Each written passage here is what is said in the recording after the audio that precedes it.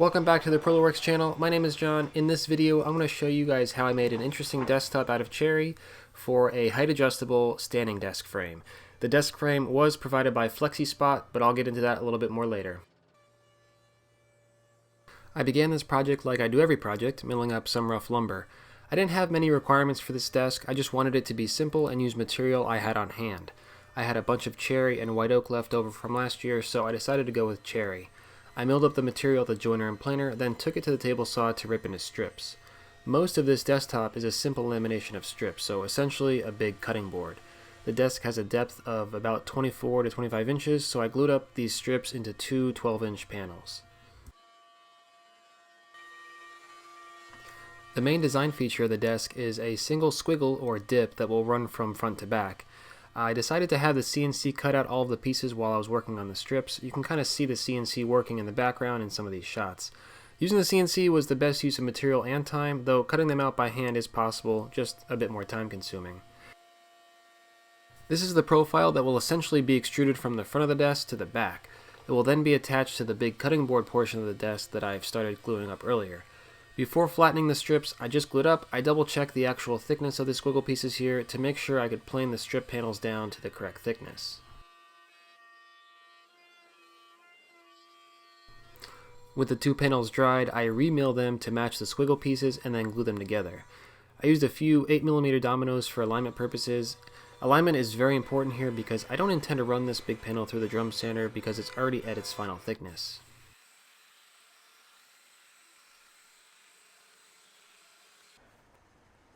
I had a pretty nice joint between these two panels, so I didn't need to apply too much pressure with these clamps, just enough to close the joint, but not too much that the panels start to bow. Next, I turned my attention back to the squiggle portion of the desk. I left a little less than 1/8 of an inch of material on these CNC parts and cut them out at the bandsaw using a thin 3/16 inch blade. From there, I can flush trim the material at the router table. In my last squiggle project, I didn't use any alignment aids when gluing the pieces together. That left me with a lot of sanding, but it generally worked okay because the piece was only 6 to 8 inches wide. This thing will be 24 inches wide, so I definitely needed to come up with an alignment strategy. I decided to use 4mm dominoes, and they ended up working out pretty well. I have the domino upright in a dock and used the reference pins on the machine to keep everything consistent. The front and back squiggles only needed 2 mortises on the inside faces, so I did those first and set them aside. The rest of them needed 4 mortises. I had a few extra squiggles that I did test cuts on beforehand just to make sure everything would work out nicely. Once I had all of them cut, I tried to stack them all together just to make sure everything would go together smoothly. And for those wondering why I didn't just cut dowel holes with the CNC, I don't really know why, I just sort of overlooked that idea.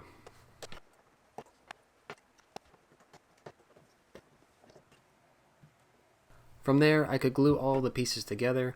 This was pretty straightforward. I loaded each piece with 2 dominoes on one side, then applied glue to the opposite side before stacking it up.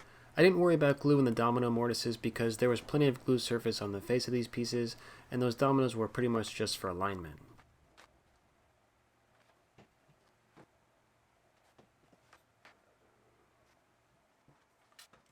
I used 5 parallel clamps and did my best to keep this thing as flat as possible because there's not really a way to flatten this afterwards.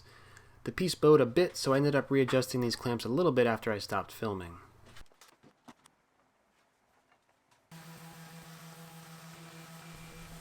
With both parts of the desk dried up, I did a little bit of sanding before squaring them up. I used a track saw to clean up the large panel and an on-the-fly sled and double-sided tape for the squiggle.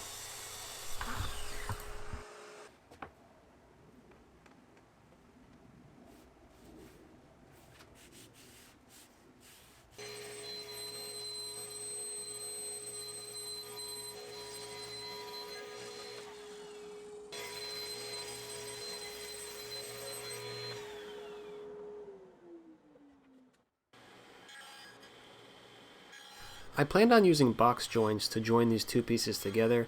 I figured a simple butt joint would be too abrupt, so I went this route. I've done something similar on a mallet I made years ago, though that was on a much smaller scale. I'll tell you right now this did not work, and you can laugh at how ridiculous I look moving these large pieces on the small Incra box joint jig. I did a bunch of test cuts to get the right fit, but each time I cut the real pieces, things just didn't line up. I think there were two factors that knocked things out of alignment. One, the sheer width of these pieces. There were about 25 fingers to cut, so that's a lot of compounding errors that sort of add up over time. And two, these pieces were really heavy and may have altered the reference finger on the jig, which throws things out of whack pretty easily. After the first attempt didn't work, I cut the fingers off with the track saw and tried again. And when the second attempt didn't work, I didn't have any room left on the squiggle portion, so I had to move to plan B.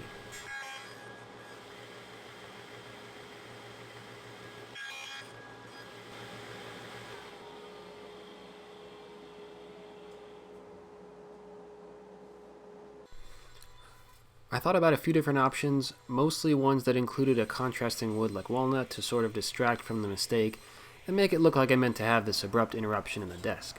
I decided to kind of split the difference there and make an end-grain panel out of cherry that would bridge the gap between these two pieces.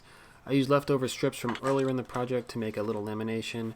I then cross-cut those and glued them up, and finally ran them through the drum sander to match the thickness of the other pieces.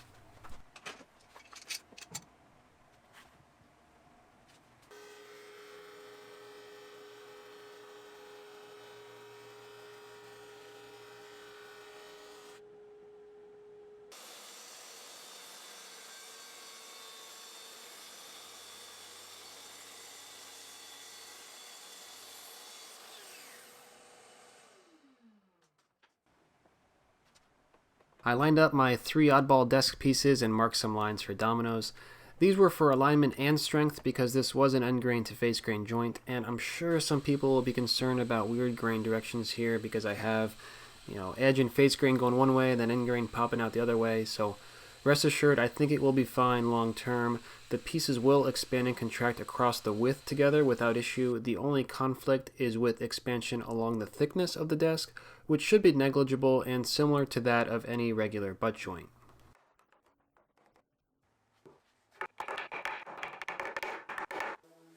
I did a fair amount of sanding using my 6-inch and 3-inch sanders. I worked my way up the grits and used softer sanding pads whenever sanding the squiggle portion.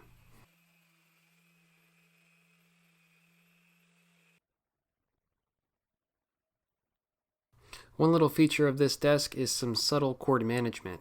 I taped this template to the back edge of the desk and flush trimmed against it to give me some squiggly cord management slot things. The last thing I needed to add was a half-round profile on the front and back edges. Since the desk is 1 inch thick, I used a 1/2 inch radius roundover bit on either side. For most of the profile, I can run the router on the large surface of the desk with the bearing running on the edge. But for the squiggle portion, I had to run the router on the narrow edge, so this is a little wobbly and scary, but it worked out well enough. Any minor deviations were cleaned up with the sander.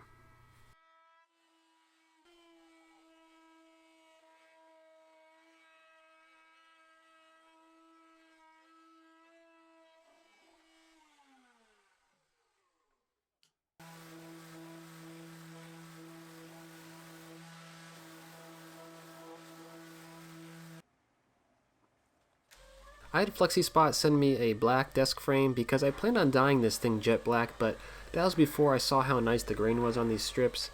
They really had some nice figure on them, so I decided to stick with the Rubio Monocoat Pure. After sanding to 220 and raising the grain with water, I applied the first coat to the bottom face. For surfaces this big, I use a little buffer with a white Scotch-Brite pad, and I'll have these products linked below in case you're interested in trying them out. For the squiggle portions and the edges, I apply by hand, which doesn't take too long. I wipe off all of the excess before flipping the desk over to apply finish to the top. For that, it's much of the same. Buff the oil on and wipe off the excess. I did end up applying a second coat to the top surface, which yields a slightly higher sheen.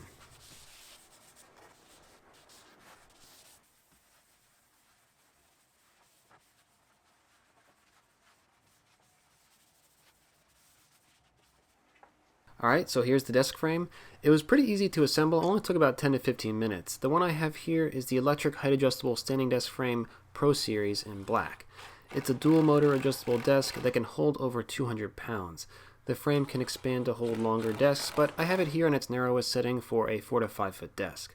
The frame comes with screws and little zip ties to help attach the power supply, keypad, and do some cord management.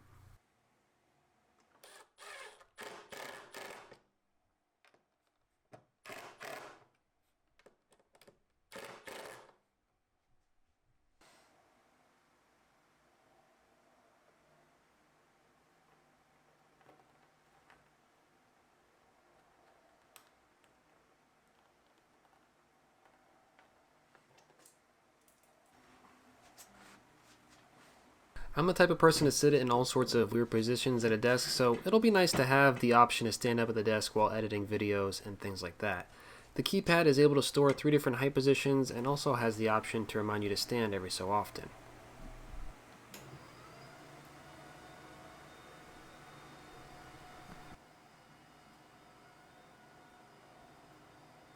With the desk on the workbench, it gets pretty high up there. The lowest setting is about 24 inches and the highest is about 50 inches.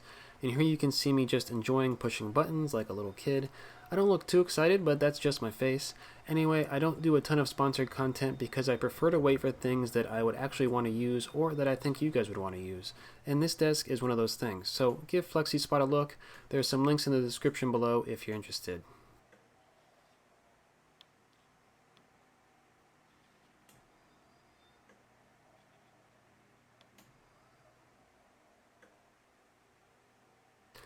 Oh, and the Swiggle is a first of its kind rolling pen and pencil trap. Thanks for watching.